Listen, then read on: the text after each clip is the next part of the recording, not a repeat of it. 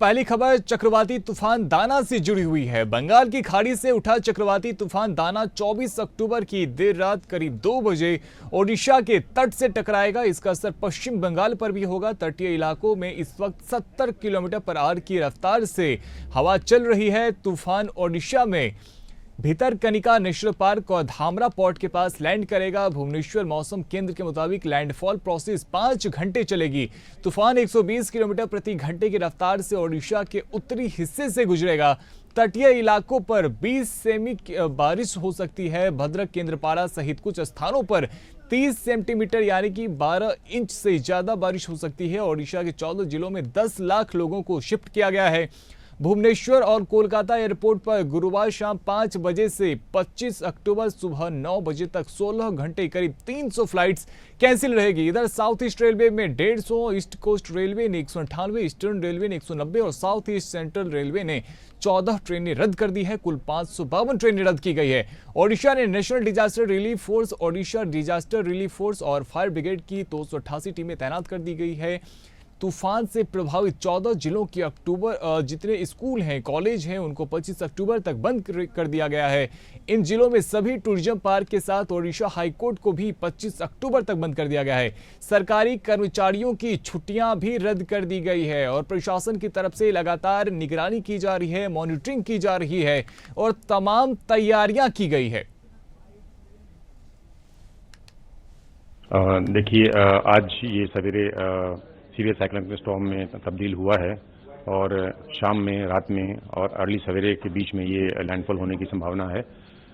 इसको देखते हुए जो उड़ीसा में है हमारी 20 टीमें तैनात हैं और वेस्ट बंगाल में हमारी 17 टीमें तैनात हैं। इसके अलावा लैंडफॉल का जो इफेक्ट होता है दूसरे स्टेट्स में, इंटीरियर एरियाज में, उसको देखते हुए झारखंड और छत्तीसगढ़ और आंध्र प्रदेश के डिस्ट्रिक्ट्स में भी हमारी टीमों की तैनाती की जा रही है। We are fully geared up for the cyclone. We have 182 teams of the fire and rescue services of Odisha, which is nearly about 2,000 people, and we will cover all the 14 districts which will be affected. But actually, the districts which are more impacted, we have more people there. Besides, we have about 20 teams of the NDRF. They are a specialized organization. Though all of us have similar equipment profile, then we have there will be about 500 people. आज हमारे 2-3 level पे review meeting हुए हैं। District level पे हमारे तरफ से भी बहुत सारे रिव्यू लिए गए हैं। यहाँ पे जो कलेक्टर सर थे उन्होंने भी रिव्यू लिए हैं। तो हमारे जितने भी साइक्लोन सेंटर है वहाँ पे अभी लोगों को इवैक्यूएट करना आज मॉर्निंग से ही शुरू हो गया है। शाम 4 बजे तक हमारे करीब 25 से 30 हजार के बीच हमारा इवैक्यूएशन हो चुका है।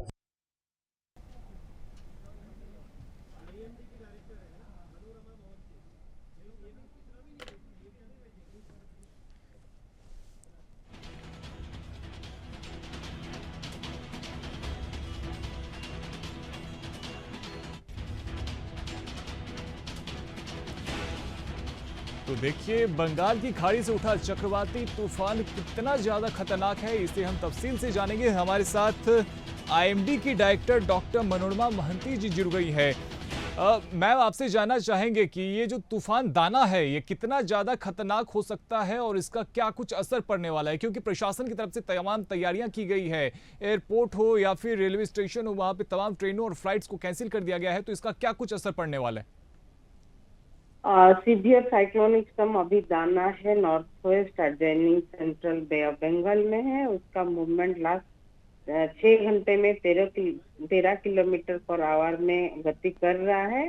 अभी फिलहाल वो 180 किलोमीटर दूर में है, पारादीप से साउथ ईस्ट तरफ है और धामरा से 210 किलोमीटर दूरिया में है और सागर आइलैंड में 270 किलोमीटर साउथ में है। एंड इसका मूवमेंट मोस्टली नॉर्थ वेस्टवर्ड रहेगा और क्रॉस करेगा Orissa coast and West Bengal coast between Puri and Sagar island, बहुत close to Bhitarkanika and Dhamra. आज मिडनाइट से शुरू करके कल सुबह तक अंदर में सुबह तक में वो क्रॉस करेगा। जो सीवियर साइक्लोनिक स्टॉर्म क्रॉस करने का टाइम में उसका विंड स्पीड रहेगा 100 to 110 kilometre per hour, gusting to 120 kilometre per hour. अभी जो विंड स्पीड हमने डिस्ट्रिक्ट वाइज लैंड में दिए हैं, डिस्ट्रिक्ट वाइज अगर देखेंगे तो 100 to 110 kilometre per hour, gusting to 120 kilometre per hour. बिल्कुल मैम। मैम, सबसे महत्वपूर्ण ये हो जाता है कि जिस वक्त तूफान आएगा उस वक्त आम व्यक्तियों को, आम लोगों को किन सावधानियों को बरतनी चाहिए और किन बातों का विशेष ध्यान रखना चाहिए? मोस्टली जो सरकार जो गाइडलाइन इशू कर रहे हैं उनको फॉलो करना बहुत जरूरी है। सरकार जो एक्शन ले रहे हैं उनको भी फॉलो करना बहुत जरूरी है।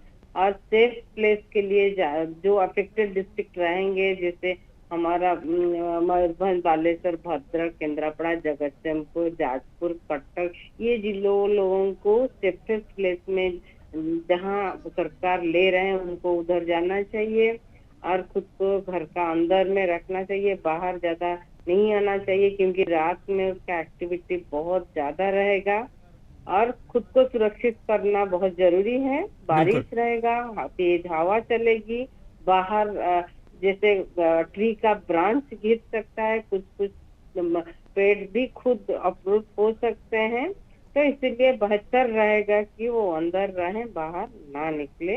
जो पीक एक्टिविटी जब रहेगा रात को। ये बहुत अच्छी जानकारी मैम आपने दी है, लोगों को सावधानियां बरतनी चाहिए। बहुत शुक्रिया मैम आपका हमारे साथ भी जुड़ने के लिए। तो बंगाल की खाड़ी से उठा चक्रवाती तूफान दाना 24 अक्टूबर की देर रात करीब 2 बजे ओडिशा के तट से टकराने वाला है और इसको लेकर तमाम तैयारियां प्रशासन और सरकार की तरफ से लगातार की जा रही है। रेस्क्यू टीमें भी तैनात कर दी गई है और साथ ही फ्लाइट्स और ट्रेनों को भी रद्द कर दिया गया है ताकि किसी प्रकार की अनहोनी से बचा जा सके।